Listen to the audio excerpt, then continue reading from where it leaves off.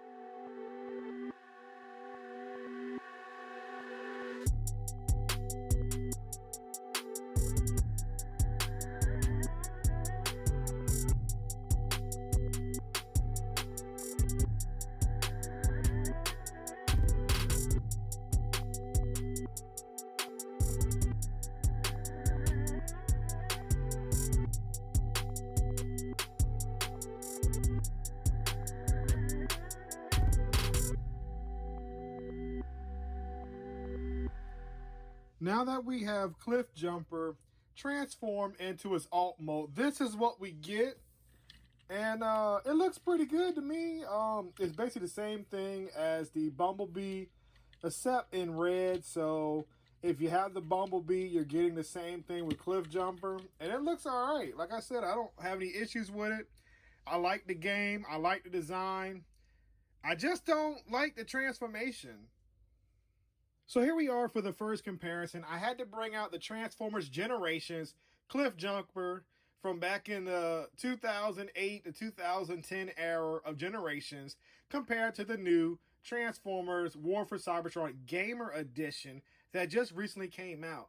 As you can see, the Gamer Edition is much smaller and just as compact as the previous release, but as you can see right here with the older version, it has a lot more translucent plastic, and I feel like the colors on the figure are off compared to the newer version.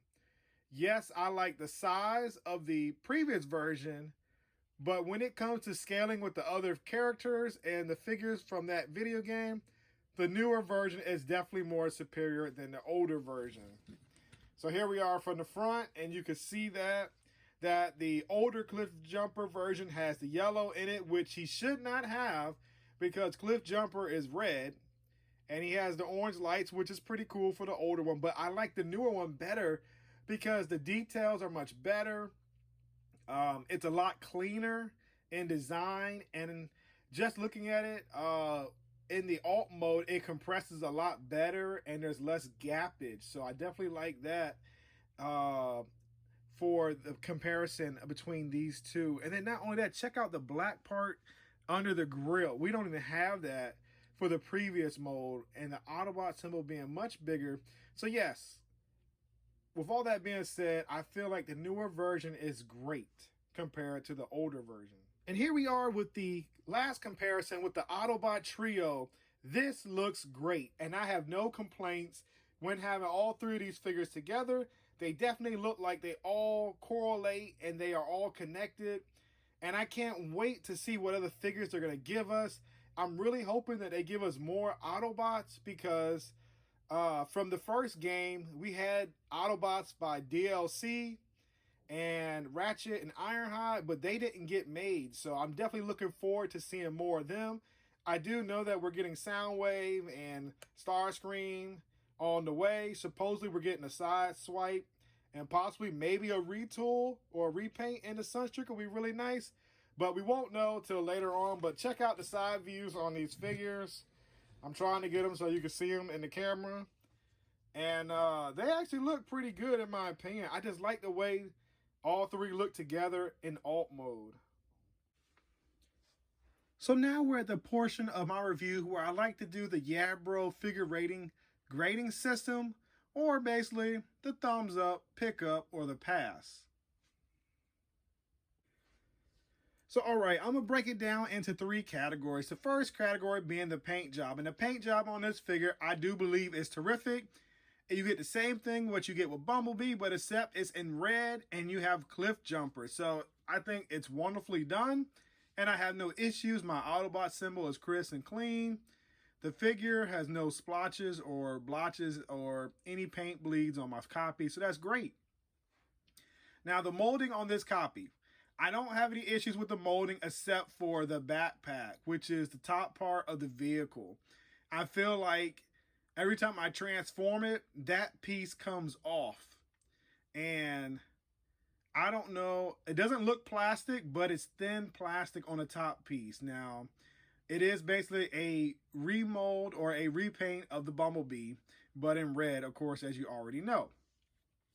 Now, when it comes to the playability and execution, the execution and playability, I believe, is very good because you can detach his right arm and put guns to have a more of that video game style appearance. But as you see right here, you can also put the guns in his actual hand. And the way you do that is by putting the rectangular peg in the top of the fist, and he holds it securely. As you can see, I'm not doing anything. He's holding it firmly. And the playability in robot mode is just as fun because it is very posable and in alt mode, it rolls. So that is perfect in my opinion, and you have no issues there. But my gripe with this figure that worries me is the transformation. I feel like during the transformation process that I'm going to break this figure when converting him back to his alt mode. So that's the only thing that worries me about this figure, guys. So for me, guys, I do believe this is a pickup if you're definitely interested in the gamer edition of the Studio Series War for Cybertron game. If you had fun playing that game like I did, this is a must for your collection because we already have Optimus Prime, Bumblebee, and now we get another Scout, Cliffjumper. So I'm wondering if they're going to continue the whole line to give us the whole cast that was involved with this game. Not only that, I do know that they will be doing in the future Fall of Cybertron Next, which I'm excited for too. Maybe we'll get a new Metroplex or a new Bruticus in that way, which will maybe lead to a Bruticus combiner in the Legacy line maybe? I don't know, but I'm just taking guesses and speculation. So if you're interested in picking up a copy of this figure, I got my copy from Amazon.com where I paid $24.99 plus taxes. So definitely the link will be posted below if you're interested in picking that up from Amazon so you don't have to go searching at local toy stores. As always, please like, comment, share, and subscribe. By doing these 4 actions, it shows my channel a tremendous amount of support and also positive feedback. And also, it helps my channel to grow to one day being monetized. Thank you once again for spending your time watching my video. And until next time, yeah, bro, I'll see you soon.